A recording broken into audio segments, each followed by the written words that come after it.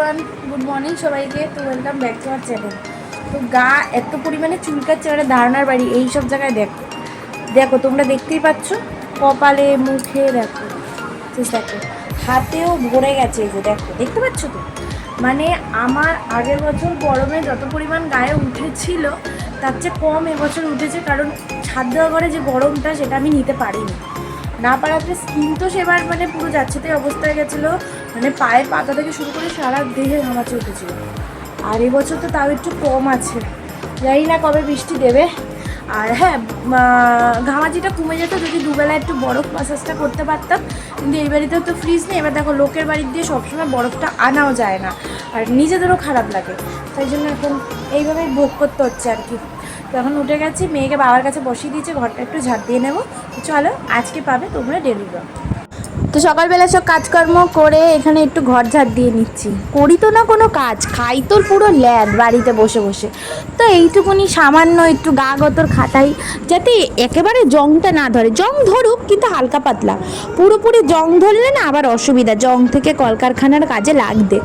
তো যাই হোক, প্রত্যেকটা মেয়ের কাছে সেটা কলকারখানা। সবাই বাপের বাড়ি আসতে এরকম জংই ধরায়। হয়তো আমার মতো এতদিন কেউ থাকে না, আমি থাকি। হ্যাঁ, নির্লজ্জের মতো হয়তো বলছি, কিন্তু এটা বলার অনেক কারণ আছে। কারণ আমি এমনি এমনি থাকি না, আমার অনেক রিজন আছে যার জন্য আমি রইতে বাধ্য হয়েছি। কারণ এই গরমে ওই বাড়িতে থাকলে আমাকে হয়তো দেখাই যেত না। আগেরবার গরমে তো পুরো পাগল হয়ে গেছিলাম, এইবার গরমে হয়তো পাগল হতাম না, পুরো শেষই হয়ে যেতাম। তো এখানে দেখো, ঝাড়টার ভালো করে ছোটদার ঘরটা প্রথমে দিয়ে নিলাম, এবার আমাদের ঘরটা দিয়ে নেব। এবার দেখো, এখনই এই সকালবেলা কি পরিমাণ রোদ্দুর পড়েছে, আর একটু বেলা গেলে না জানি কি হবে। টিনের ঘরেই শুতে পারছি না গাইস, দুপুরবেলা রাত্রিবেলা। আর ছাদ দেওয়া ঘরে তো পাগল হয়ে যেতাম। তাই আমি বলছিলাম আগের দিন আমার মাকে, যে মা, টিনের ঘরেই আমাদের ঘুম আসছে না, তাহলে ছাদ দেওয়া ঘরে ভাববো, নাহলে কি হইতো। ঘুম তো আসতোই না, সারা রাত্রি বসে হাডুডু খেলতে হইতো হয়তো মেয়ে আর আমি। এখানেই মেয়ে মাঝে মাঝে তাও একটু ঘুমায় রাত্রিবেলা শান্ত মতো, ওখানে হলে তো মেয়ে ঘুমাতেই পারতো না, সারা রাত্রির উস করেই যেত। আর বাচ্চা কাচ্চা না ঘুমালে একদমই ভালো লাগে না। তো জানলার দিয়ে অতটা বোঝা যাচ্ছিল না, তাই তোমাদের একটু বাইরে ঘোরাতে নিয়ে আসলাম। দেখো, আমি ব্রাশ করব, তাই তোমাদেরও একটু বাইরে নিয়ে আসলাম। তো এখানে দেখো কি পরিমাণ রোদ্দুরটা তোমাদের দেখালাম আমি। ভাবা যায় এত পরিমাণ রোদ্দুর এখনই উঠে গেছে। আর এই যে মা ভাত বসিয়ে দিয়েছে এখানে, আর এই দেখো, এই দেখুন, দেখুন অবস্থা, এই দেখুন। এখানে ভালো করে যদি দেখাতে পারতাম আপনাদের, সারা রাত।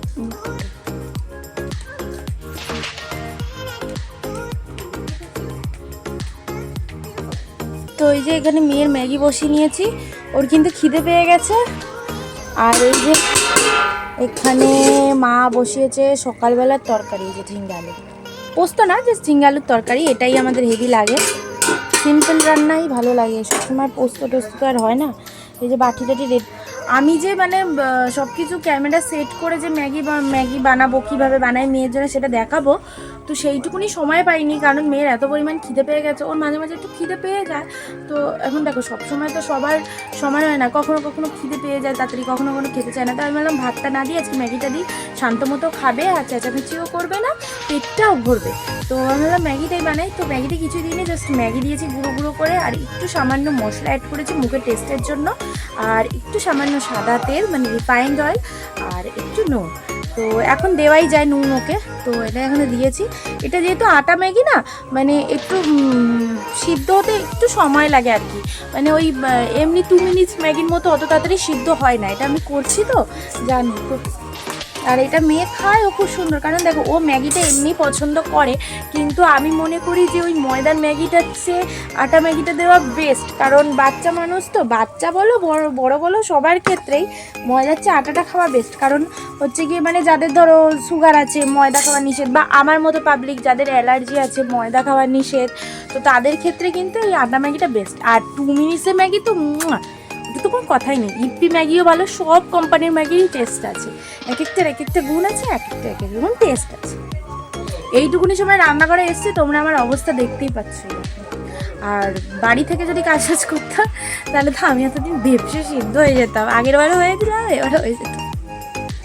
এখানে মামামের জন্য আজকে সকালবেলা আমি বানিয়ে নিয়েছিলাম ভেজ আটা ম্যাগি, যেটা আমি বানাই মাঝে মাঝে, তোমাদের সাথে শেয়ারও করেছি এর রেসিপি, কীভাবে বানাই না বানাই, কী বৃত্তান্ত, কতটা কি লাভ হয়, কারা কারা খেলে বেশি ফল পাবে, সবই কিন্তু আমি এর আগে প্রত্যেকটা ভিডিওতে শেয়ার করেছি।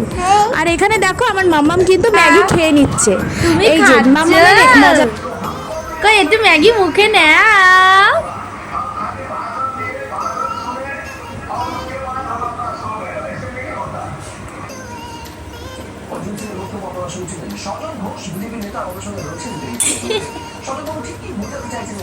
সকালবেলার খাবার খেয়ে দুপুরবেলা স্নান করে মা চলে এসছে পুজো দিতে। আর এখানে আমি মার ছোট্ট একটা ক্লিপ নিয়ে নিলাম। আর এই যে দুপুরবেলার লাঞ্চ আজকে দেখো মা কি রান্না করেছে, ডাল বাবাকে দিয়ে দিচ্ছে, ছোটদাকে দেওয়া হয়ে গেছে ডাল আর কুমড়ো আলু ছক্কা যেটাকে বলে। তো আর এই একটা তরকারি হয়েছিল সেটা আমি নিয়ে নিয়েছি। এখানে দেখো আমার ঠিক খেয়াল নেই কিসের তরকারি, ভুলে গেছি, যাই হোক। তো এখানে দেখো মা কিন্তু বাবাকে একটু কুমড়ো আলুর তরকারি দিয়ে দিচ্ছে। তো আমি আর মা প্রথমে এই তরকারিটা দিয়ে খাবো, দেন তারপরে ডাল আর কুমড়ো আলুর তরকারিটা নেবো। এই যে আমি দেখো ওই তরকারি দিয়ে খাওয়া হয়ে গেছে, ডাল আর কুমড়ো নিয়ে নিয়েছি। আর আমের আঠিটা কিন্তু আমি খাবোই, কারণ আমার হেভি ভালো লাগে আমের আঠি খেতে, আর ডালটা একটু টকটক হলে হেভি ভালো লাগে। আর এই যে বিকালবেলার চা, আর ওই দেখো মেয়ের দুষ্টুমি দেখো। আর এই তো এখন ঠিক 8:30টার মতো বেজে গেছে, কিছুক্ষণ আগে করার কথা ছিল কিন্তু আজকে লেট হয়ে গেল। ওমা কটা আলু নেব? আবার ওখানে নিয়ে কাটবো কেন? তুমি খাবা না? 2 টুকরা আলুতে হয়ে যাবে?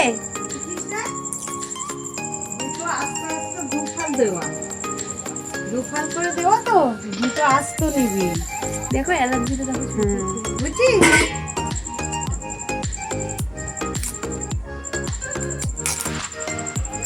তো কি হবে আজকে তোমরা কি বুঝতে পারছো? বিকালে মানে কি টিফিন বানাতে চলেছি আমি।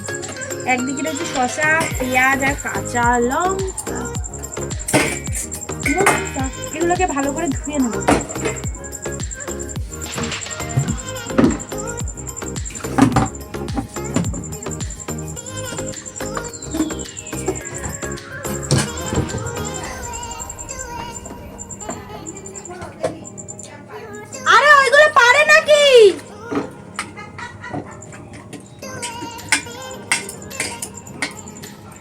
আগেই করতাম, কিন্তু বাইরে এত সুন্দর হাওয়া দিচ্ছিল, মনে হলো বৃষ্টি আসবে আসবে ভাব, কিন্তু আসতে পারিনি। আমার হাতে এক্ষুনি চুলকাতে চুলকাতে এত পরিমাণ মানে ঘামাচির চোটে অ্যালার্জি বেরিয়ে গেছে।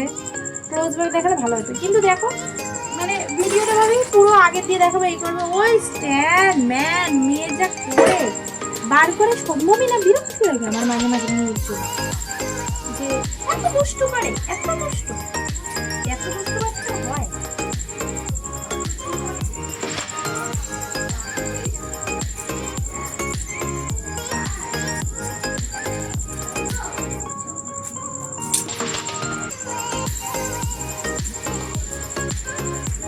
আগে এগুলো প্রায় বিকালবেলা খাওয়া হতো। আগে আমার মাসির বৌমা টৌমাও আসতো, খাওয়াতো, মাসিও আসতো প্রায় দিন, কিন্তু এখন আর আসেও না, ওরাও হয় না। তাতে আমারও বিয়ে হয়ে গেল,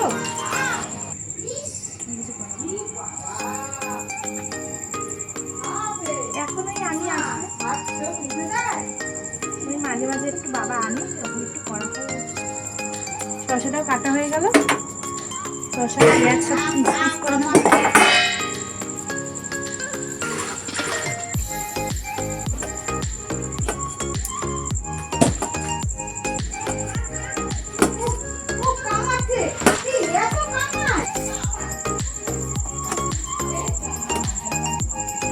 ডেলি ডেলি শসা আর পেঁয়াজ কাটা মানে এই নয় যে আমরা রোল খাবো। শসা আর পেঁয়াজ কিন্তু অনেক কিছুতেই সবাই ইউজ করে। একটা শসা পড়েই গেল, একটা গোটা মানে কথাবার্তা এগুলো পাথর হয়ে গেছে, একটা গোটা শসা দেবো।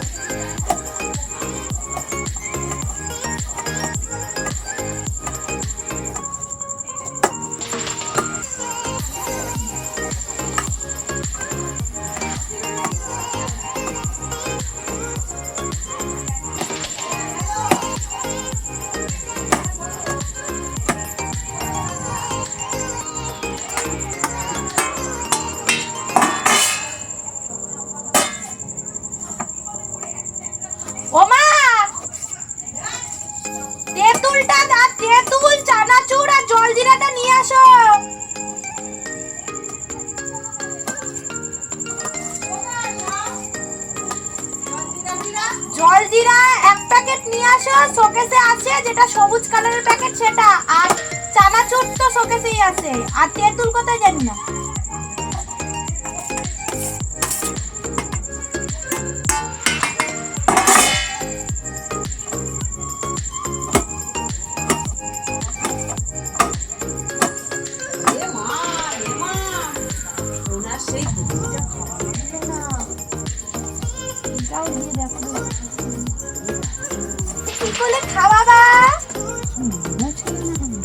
এই যে তেঁতুল এইটা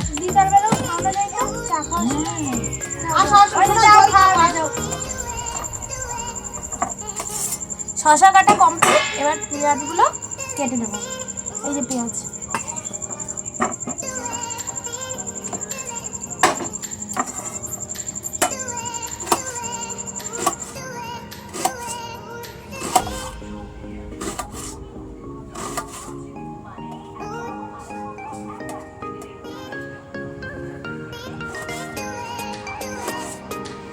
আগে দুপুরবেলা বলো রাত্রিবেলা বলো যখন এর মধ্যে একটু মটর সিদ্ধ বা ছোলা সিদ্ধ দিলে কিন্তু হেভি হতো টেস্টটা, কিন্তু এখন নেই। যা যা উপকরণ আছে, আসলে দেখো সবসময় তো একটা মধ্যবিত্ত সংসারে সব কিছু অ্যাডজাস্ট করা তো সম্ভব না, যখন যা হয় আর কি।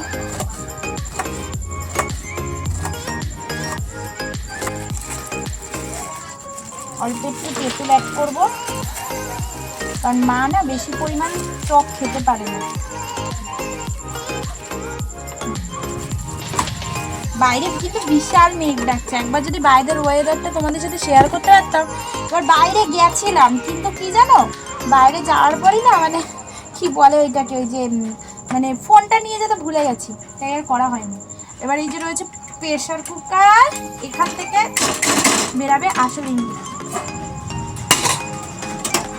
প্রেশার কুকারটা না কয়দিন ধরে, ওই যে বৃষ্টি অলরেডি নেমেও গেছে গাইস, বৃষ্টি অলরেডি নামুন তো।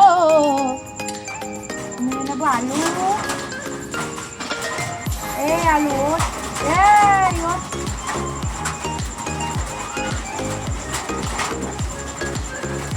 নিয়েছি একটা, মা যে কটা বললো সে কটাই নেবো। এবার আলু দেখে আশা করি তোমরা বুঝে গেছো, আর আলাদা করে কিছু বোঝানোর নেই। তৈরি করছি আলু কম।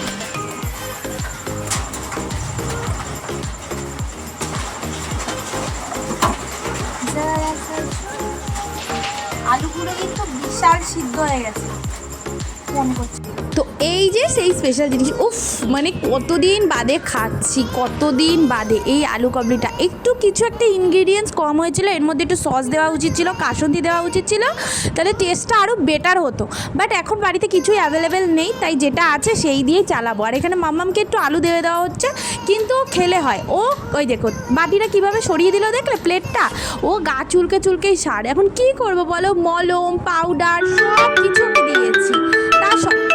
তো এখনও কিন্তু এই আলু কাবলির রিভিউ পাওয়াটা বাকি। আলু কাবলিতে কিন্তু অনেক কিছুই দেয়, যাই হোক ওইটা কিন্তু তেঁতুলের জল ছিল, তোমরা কিন্তু ভেবো না যে জল অ্যাড করেছি। এর আগে অনেক কিছু অনেক সুন্দরভাবে এখানে বাড়ি থাকি না বলে আর হয়ও না। বৃষ্টি পড়ছে, ঘামাচিগুলো মরছে, আর এই দেখো চুলকাচ্ছে, মুখে দই খেয়েছে, দই লেগে রয়েছে। আমি এদিকে আলু কাবলি মাখছিলাম আর ওইদিকে দই খাচ্ছিল, শ্যুটটা করতে পারিনি। এই বাচ্চা কাচ্চার একটা হইলেই ঘামাচি আর দেবো না, আর দিতে বারণ করছে। আমার কেমন হয়েছে? কতদিন বাদে খেলা বলো, আগে প্রায় করতাম। ওই যে কান্না করছে, আবার এখন এখানে চুল কাটছে। কি হচ্ছে এমনি? চুল কাটছে তো, কিছুই না মানে। বাবা ব্যথা, উফ। রাত্রিবেলা মনে হয় মা আমাকে অমৃত সাজিয়ে দিয়েছে, এটাই গরমে অমৃত। সো সবার ভালো লাগলে প্লিজ লাইক কমেন্ট শেয়ার করে দিও, সাবস্ক্রাইব করতে ভুলো না।